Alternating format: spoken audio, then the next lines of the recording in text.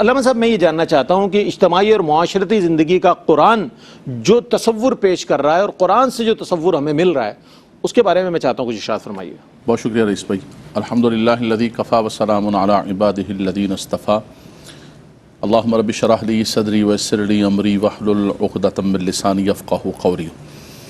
دیکھیں رئیس بھائی، قرآن مجید فرقان حمید اللہ تبارک و تعالیٰ کی آخری کتاب ہے، جامع کتاب ہے، مصدق کتاب ہے، تمام کتابوں کا نچوڑ ہے، اور اللہ تبارک و تعالیٰ نے آخری نبی پر یہ آخری کتاب نازل فرمائی. انسانی ترقی کا جو ارتقاء ہے اور اخلاقیات کا جو ارتقاء ہے اس کی بھی تکمیل ہوتی ہے یہاں بالکل.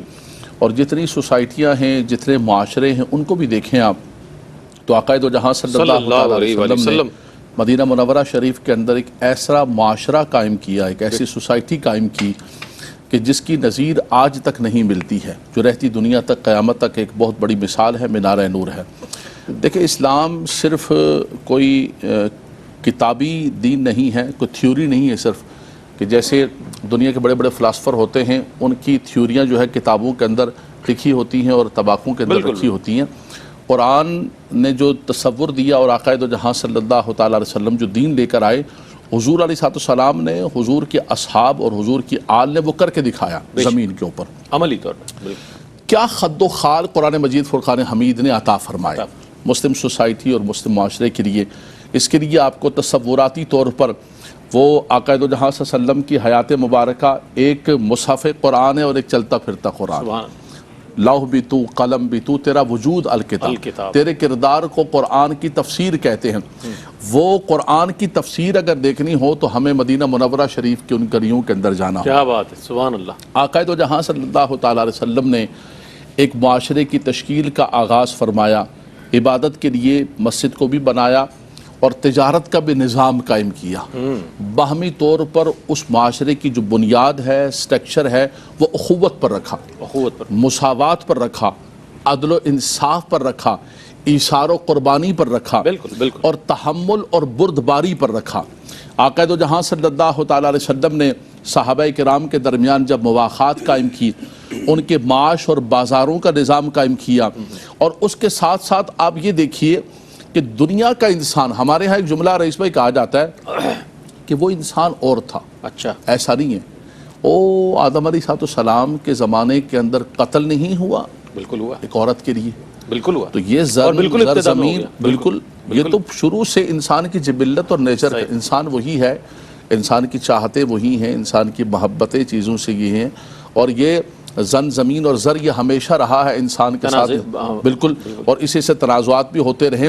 لیکن یہی زمین ہے، یہی زر ہے کہ ایک صحابی رسول دوسرے صحابی رسول کو پیش کر رہا ہے. یہ بنیاد ہے قرآنی معاشرے کی. میں اس پر قرآن کی آیت بھی پڑھوں گا. فرمایا وَيُؤْثِرُونَ عَلَىٰ أَنفُسِهِمْ وَلَوْ كَانَ بِهِمْ خَصَاصَةٌ. فرمایا انہیں ضرورت ہے خود بھی. ایک تو یہ ہے نا کہ میرے پاس اتنا زیادہ ہے کہ میری ضرورت سے اضافی ہے. قرآن کہتا ہے نہیں، انہیں بھی ضرورت ہے. کھانا اتنا ہی ہے کہ یا تو ان کا آل خانہ گھر والے کھا لے، وہ کھا لے، یا مہمان کھا لے. فرمایا ہم بھوکے سو جائیں گے، میرے رسول اللہ کا مہمان. یہ ہے قرآنی معاشرے کا ایثار جو آقا دو جہاں صلی اللہ علیہ وسلم نے قرآن کا عطا فرمایا اور صحابہ کرام نے اس کو کر کے دکھایا. تو ایثار کے اعتبار سے دیکھیں آپ، مساوات کے اعتبار سے دیکھیں، اور سب سے بڑھ کر رئیس بھائی جو معاشرے اور سوسائٹیاں اور حکومتیں چلتی ہیں وہ عدل و انصاف پر چلتی ہیں. نبی کریم صلی اللہ علیہ وسلم نے یہود کے ساتھ بھی معاہدہ کیا، اور آقا دو جہاں صلی اللہ علیہ وسلم کی بارگاہ کے اندر جب بھی کوئی مقدمہ آیا، کوئی فیصلہ آیا، حضور فیصل بنے، تو حضور علیہ السلام نے اس کی نسل نہیں پوچھی، اس کا قبیلہ نہیں پوچھا، اس کا کلمہ گو ہونا یا نہ ہونا یہ نہیں پوچھا. عدل کو پیش نظر بالکل بغیر کسی چیز کے. وَلَا يَجْرِمَنَّكُمْ، قرآن کا حوالہ دوں گا کیونکہ قرآن ساتھ ساتھ چل رہا ہے. وَلَا يَجْرِمَنَّكُمْ شَنَآنُ قَوْمٍ عَلَىٰ أَلَّا تَعْدِلُوا اعْدِلُوا هُوَ أَقْرَبُ لِلتَّقْوَىٰ. آپ نے پوچھا تھا کہ قرآن کس معاشرے کی چاہتا ہے، تو یہ ہے قرآنی معاشرہ. فرمایا جب تم عدل کرنے لگو، انصاف کرنے لگو، تو یہ نہ دیکھنا کہ دشمن ہے یا دوست ہے، اپنا ہے یا غیر ہے. یہ نہیں دیکھنا کہ ہمارا ہے، ساڈا بندہ ہے، ساڈا بندہ ہے یا تواڈا بندہ ہے، پانجو وارو ہے یا آئنجو وارو ہے. کچھ نہیں دیکھنا آپ نے ہر چیز کو بالائے طاق رکھ کے آپ نے عدل و انصاف کا ترازو پکڑنا ہے اور آپ نے فیصلہ کرنا ہے. تحمل کو دیکھیں آپ، بردباری کو دیکھیں آپ، آقا دو جہاں صلی اللہ علیہ وسلم کے مبارک زمانے کے اندر دیہاتی لوگ آتے تھے، آ کر ایسے کلمات کہتے، اے محمد عدل کریں، اے محمد عطا کریں، کسی نے کیا کیا، لیکن آقا دو جہاں صلی اللہ تعالیٰ علیہ وسلم نے عملی طور پر بھی اور حضور صلی اللہ علیہ وسلم نے اپنے صحابہ کو بھی یہ ترغیب دی، فرمایا یہ سوسائٹی، یہ معاشرہ جس کی بنیاد ہم رکھ رہے ہیں اور اس کی بنیاد وحی الہی ہے اور اس کی بنیاد نظام مصطفیٰ ہے، آقا دو جہاں صلی اللہ علیہ وسلم کی سنت و سیرت ہے، فرمایا اس کا یہ ہوگا کہ تحمل اور بردباری سے کام لینا ہے، امانت و دیانت سے کام لینا ہے۔ آل مکہ کے سامنے ایک جملہ میں کہوں گا رئیس بھائی کہ دنیا کے اندر ایسا ہوتا ہے کہ پہلے تھیوری ہوتی ہے، چیزیں ہوتی ہیں، بعد میں لیکن حضور نے پہلے پریکٹیکل کر کے دکھایا، قرآن بعد میں اترا، آل مکہ پہلے جانتے تھے کہ حضور صادق الوعد والامین ہے، کبھی امانت میں خیانت نہیں کرتے، وعدہ خلافی نہیں کرتے اور زبان سے کبھی یہ بنیاد ہے قرآنی معاشرے کی،